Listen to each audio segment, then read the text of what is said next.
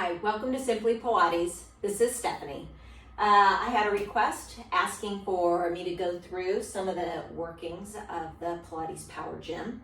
So this is an intro of your machine. Disclosure, I'm not an expert on this. I've just had this machine and played around with it for a long time. So I'll give you just the basics of what I've already learned about it. Okay, so starting from the end of the machine, working our way up. This would be our kickboard. This is meant to be like a jumping pad for when we do things such as, let me go ahead and give a little bit of tension on this so I don't get stranded backwards. So putting our feet either on the edge or on this mesh itself, I take my shoulders into the nooks of these pads and I start to do my jumping. So you can feel your feet release off of it and then collect back down onto the mesh. If you wanted to not do the jumping and just have solid feet, you can leave this pad on, or there is Velcro. You could take the Velcro off, slide it down, then you have a much stronger connection to the rail. That is excellent for when you're doing things like loading into the heels to go into some Achilles and calf stretching, going up onto the toes, fuller range of motion, without having the pad blocking your way. So I'm going to pull it back up. They also have these knobs here on the side that you would just unscrew, and then there's different holes that you could put it in, and it just basically puts this at different angles. To be honest with you, I never use that. So you can play around with it if there's some movement that you want to have this angled a little bit further away or have it a little bit closer. Totally up to you. Normally, unless I'm doing some full extension through the heels, most of the time my pad or this kickboard stays right where it's at. I'm able to work around it. Anyways, next we move down to our resistance. Our resistance here, our chords are labeled number 1, then comes 3, then comes 4, then comes 2. So starting with 1, we have the lightest resistance. 4 obviously is the heaviest resistance. So you can start at a 1, and what that does is, this being our slider, it's going to have the least amount of resistance.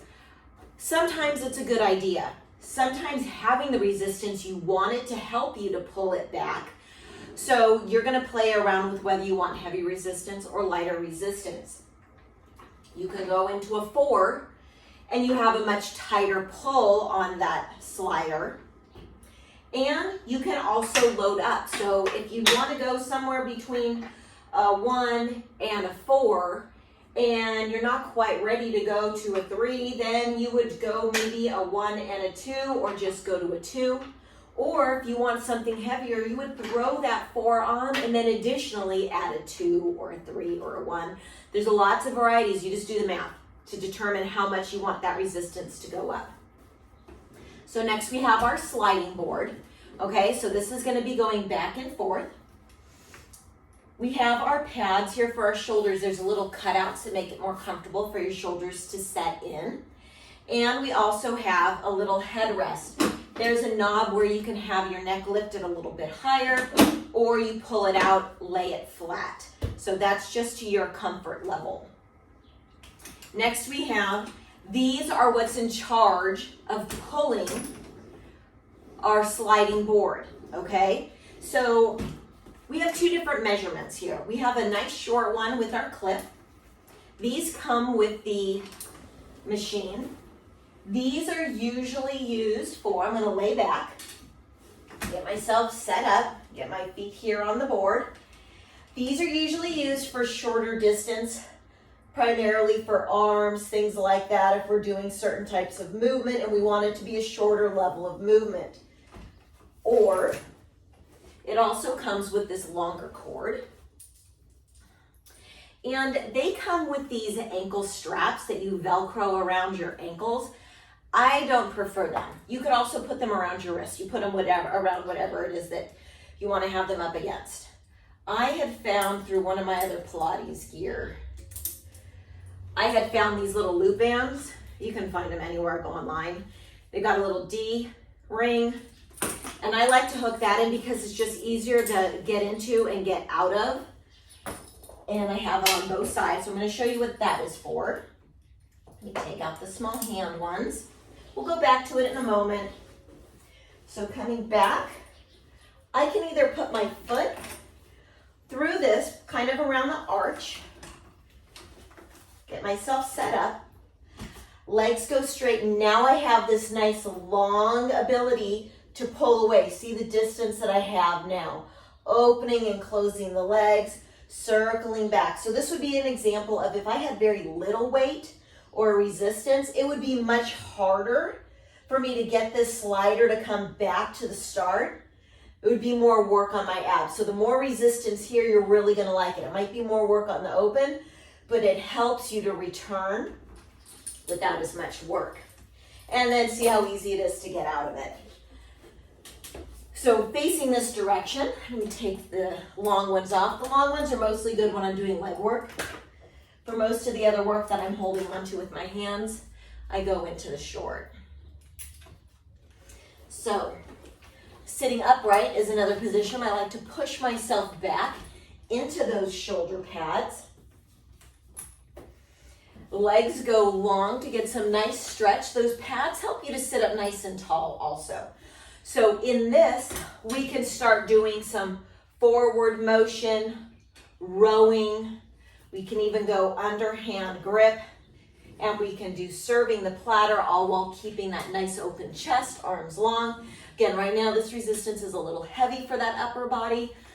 Upper body is just not as strong as lower body usually, especially for females. So releasing some of that weight is going to help. Of course, the less weight or resistance you have, the harder it's going to be to return to that starting position. Notice this. I have no pull on it. I'm barely making my way back. Another way to do this, let me go ahead and go to like a 2 and a 3. I can turn around as well. Going in a nice posture movement. There's nothing that's going to be behind me. I just need to keep myself upright. And I can do similar movements where I'm pulling in this position, but now the resistance is on that initiating, going long, again, going into this lower movement. We can also add some rotational movement through that spine, going from side to side, lifting out of the waist, staying nice and tall. We have side lying, where we sit ourselves up into this mermaid position, either sitting up tall, hand on hip to cue yourself to keep this hip down, or hand down. We go into a little bit more of an oblique side workout. If I were to let a lot of this weight go, let's leave it just on a 2. I could go up to an angle. Again, I haven't like done WD-40 or done anything to oil this, and this is an old machine for me, that maybe that would help me on that return of the carriage to come back to it. So doing some side movement. The other thing I really like to do with using this carriage, I'm definitely going to add some more weight on this, is some standing work. I've done this in a few of my videos, where you have the outside leg right next to that starting kickboard.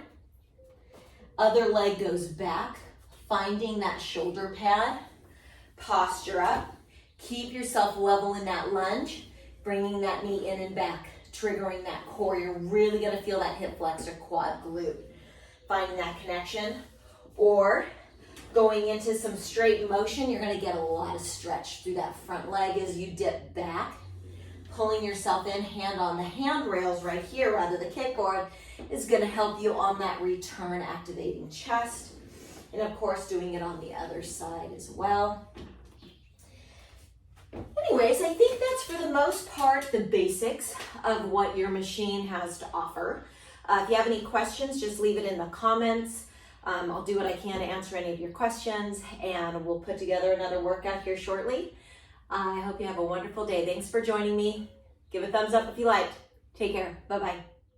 And your Pilates Power Gym is super easy to move around, grabbing the handle at the top, lift it up at an angle on the wheels, find a wall that you want to place it up to, and it's out of the way.